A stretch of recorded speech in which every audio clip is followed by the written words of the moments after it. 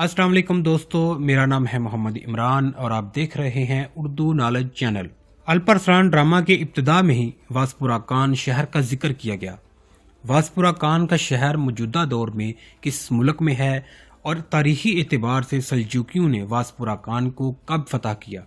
दोस्तों, वीडियो को मुकम्मल देखने से पहले अभी तक अगर आपने मेरे चैनल उर्दू नॉलेज को सब्सक्राइब नहीं किया तो मेरे चैनल उर्दू नॉलेज को सब्सक्राइब करके बेल आइकॉन बटन पर ज़रूर क्लिक करें ताकि आपको हर नई वीडियो का नोटिफिकेशन सबसे पहले मिल सके। वासपुरा कान का इलाका मौजूदा दौर में मशरकी तुर्की और शमाल मगरबी ईरान का इलाका है। अर्मीनियों के मुताबिक वासपुरा कान का मतलब अजीम सरजमीन या शहजादों की ज़मीन है। ये खित्ता अर्मीनाई तहजीब का गहवारा समझा जाता है। वासपुरा कान कदीम अर्मीनिया सल्तनत का दारुल हुकूमत भी था।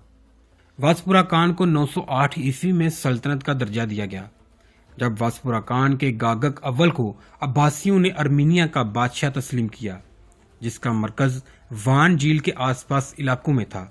1021 में वासपुरा कान बाज़ंतीनी सूबा बन गया।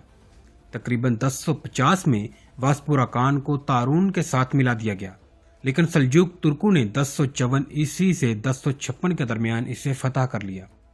वासपुरा कान की तारीखी किताब अर्मीनियन वान उब्लीग वासपुरा कान में रिचर्ड लिखता है कि सल्जूक तुर्कों के हमले 1020 ईस्वी तक वासपुरा कान तक पहुंच गए।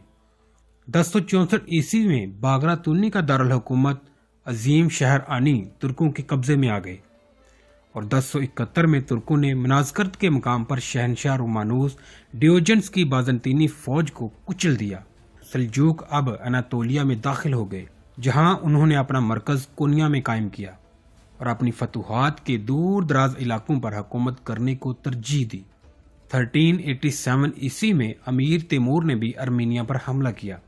1534 ईस्वी में जब उस्मानी सफवी जंगें शुरू हुईं तो अर्मीनिया के लोग मुसलसल तबाही का शिकार हुए और वान यानी कि वासपुरा कान का इलाका 1534 ईस्वी में उस्मानी तुर्कों के कब्जा में आ गया।